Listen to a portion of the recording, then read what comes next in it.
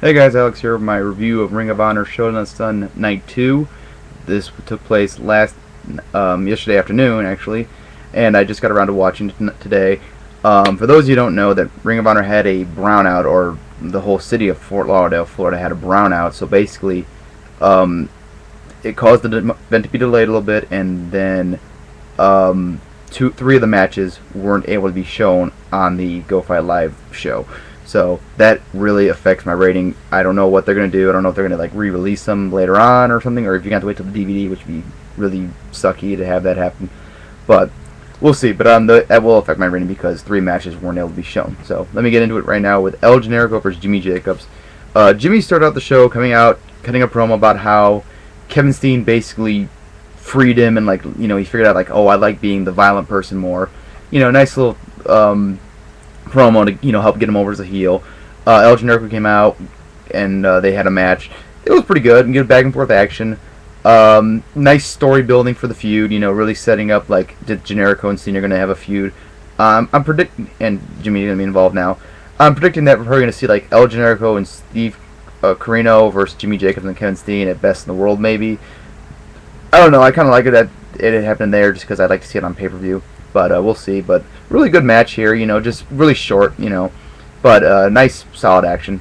2 3/4, almost 3. Then we had Ciampa versus Cedric Alexander. This was almost a squash match. Alexander got some nice offense in too. And there's one spot where he did a exploder suplex into the guardrail of Ciampa. That was really nice.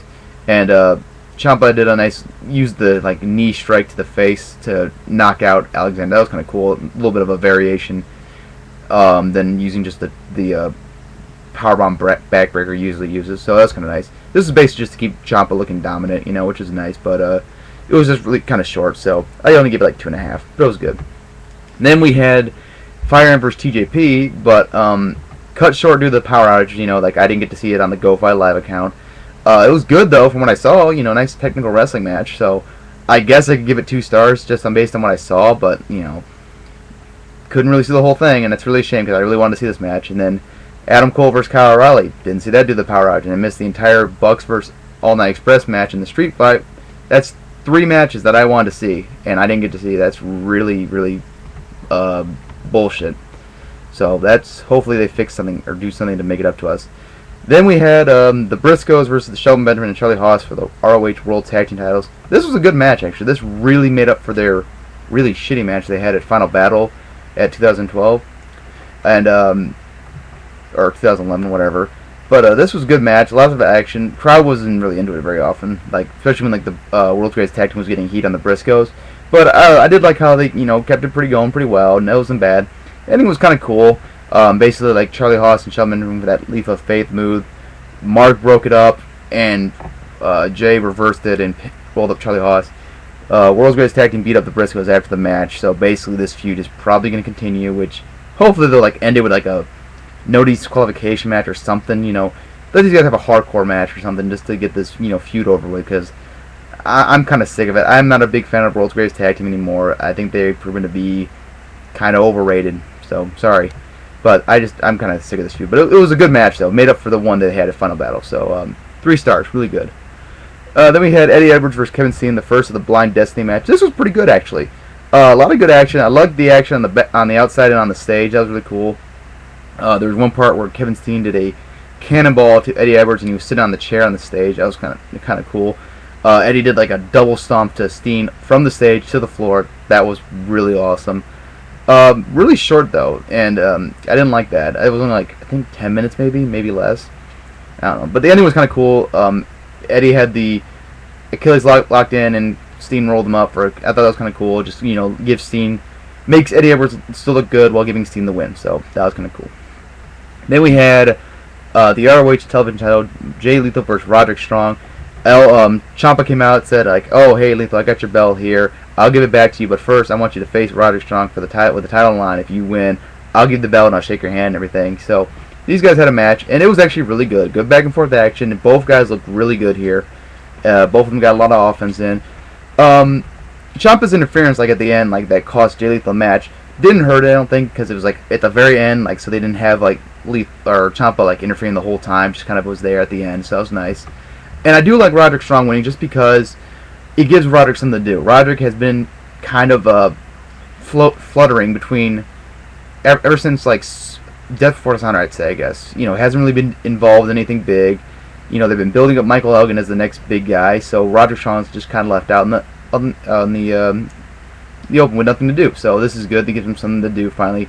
Plus, I think Roderick Strong's a great worker, so he can put over some guys that they want to put over. So hopefully this leads to Roderick having a nice reign and maybe helping some guys get over. But at the same time, it kind of sucks that like the Lethal Ciampa feud won't be for the television title, because like they've done it twice now where they've teased that Mike Bennett was going to win it, and then they teased that Ciampa was going to win it. And so it's kind of like, Ring of Honor is just kind of like, I don't know if they're not, just don't know if they want to put the titles on them or just they don't think they're ready or what, but kind of screwy. But I do like Roderick Strong winning just because it finally gives him something to do and something to keep him busy. But I give this a 3.5. Really good match though. Then we had the match of the night and what quite possibly could be a match of the year. This match was fucking awesome. Davey Richards versus Mike Elgin.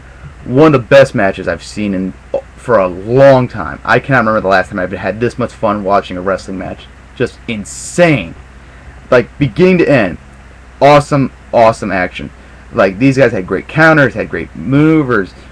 Elgin was a beast.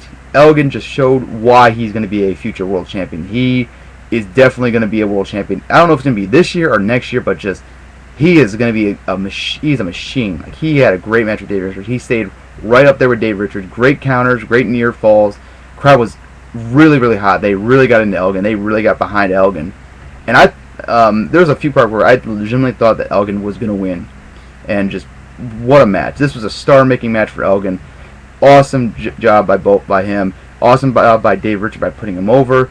Just congratulations to Mike Elgin. He's officially a main eventer now, which is one reason I'm kind of glad that Roderick Strong's out of the way. Just gives Elgin more room to breathe. Lets him, him be kind of able to take the spotlight off Roderick and, give something new and fresh in the mix. And I like that a lot.